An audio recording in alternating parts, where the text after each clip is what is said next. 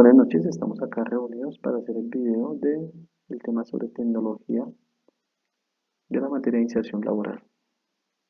Bueno, lo que ven acá básicamente es el diagrama de un circuito simulado de dos semáforos, ¿sí? Están constituidos a través de integrados, de compuertas y de LEDs, que son los indicadores que nos van a permitir visualizar la información que se está transmitiendo a través del circuito. Ahora bien, este tipo de aplicaciones se podría hacer perfectamente una tarjeta Arduino o una tarjeta Raspberry o ARM o en fin, muchísimas FPGA también. Pero en este caso lo vamos a hacer, si bien digital, en discreto, es decir, en circuitos, y lo vamos a explicar. Bueno, comencemos con algo fundamental. Al principio todo se manejaba de esta manera y se sigue manejando en la parte del hardware de los sistemas de computadores, de los sistemas embebidos, en fin. ¿Qué tenemos nosotros? A mano izquierda tenemos un circuito 555. ¿Qué es lo que hace este circuito? Este circuito se encarga de emitir una señal pulsante en ese momento de acuerdo con una fórmula que involucra estas dos resistencias, que en este momento la tenemos de 10K. Cada una quiere decir que son de 10 kiloohmios. De pronto, para los que no tienen conocimiento de la electrónica, la medida de la resistencia es en kiloohmios y esta se encarga de tener oposición al paso de corriente, pero en este caso a través de esta fórmula que vemos, donde dice F es igual a 1 sobre T dividido en 1.44, que es una constante, ¿cierto? Que divide a RA más 2 veces RB por C, nos permite hallar la cantidad de pulsaciones por segundo que va a tener. Si variamos alguno de estos valores, puede o bien subir o bien bajar dicho valor. Entonces, tenemos un voltaje de entrada, tenemos una fuente, un aterrizaje o un pin de tierra, tenemos un reset, ¿sí? Y tenemos este pin que es el pin de salida. Estos son los de disparo, que es lo que me genera la señal, que él internamente hace la lectura y me genera su pin de salida pulsante. Pasa a través de algo que se llama contador en anillo. Un contador en anillo es un circuito que se ingresa una frecuencia, una señal con frecuencia, y él va cambiando de pines, ¿sí? De acuerdo con esa frecuencia. ¿Con qué lo podríamos comparar en programación? Con un for. En este caso son 10 pines. Entonces podríamos decir que es un for de 0 a 9. Bien. Bueno, ya teniendo en cuenta el contador en anillo, que nos puede hacer muy similar a los transmilenios, cuando el mensaje va pasando de columna en columna, ¿cierto? ¿Qué es lo que hace acá primero con este elemento que estoy señalando?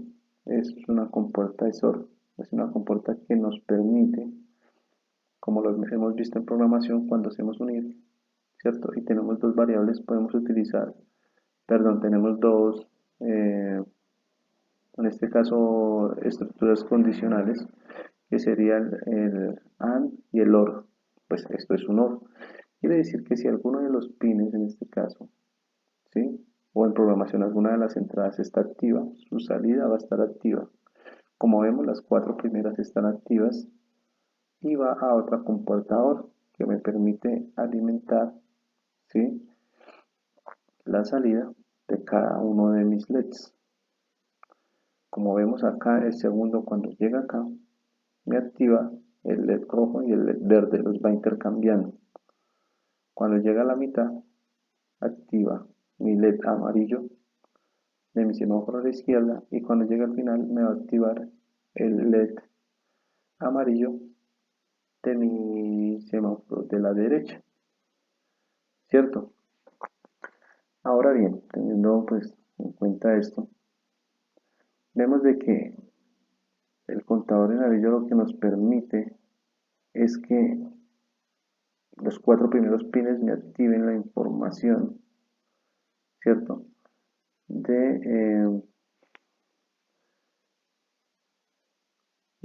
ambos semáforos.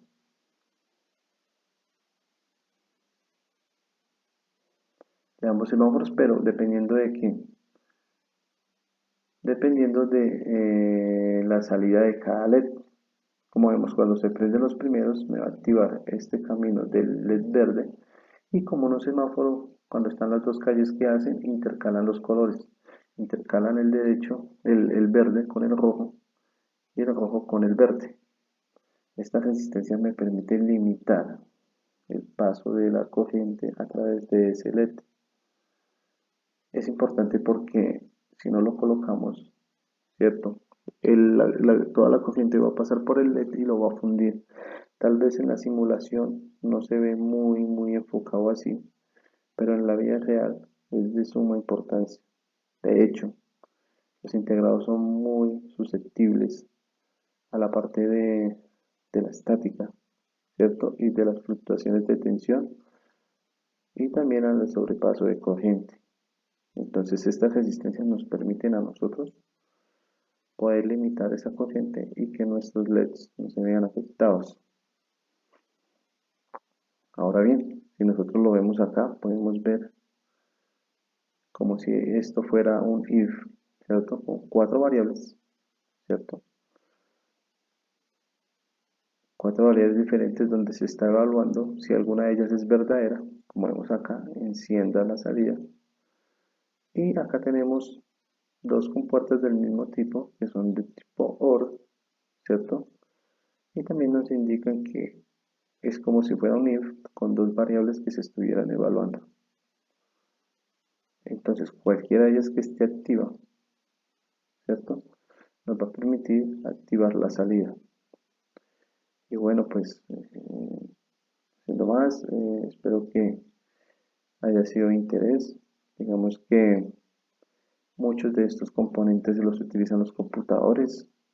Si quieren averiguar un poco más, pueden averiguar la unidad ALU, que es la que se encarga de las operaciones lógicas aritméticas, ¿sí? De los computadores y los módulos de esto. Y muchas aplicaciones también de tecnología utilizan este tipo de lógica, inclusive lo vemos nosotros en nuestros códigos para poder tomar decisiones con respecto a algo que necesitamos o no. Agradezco mucho su tiempo y que esté muy bien.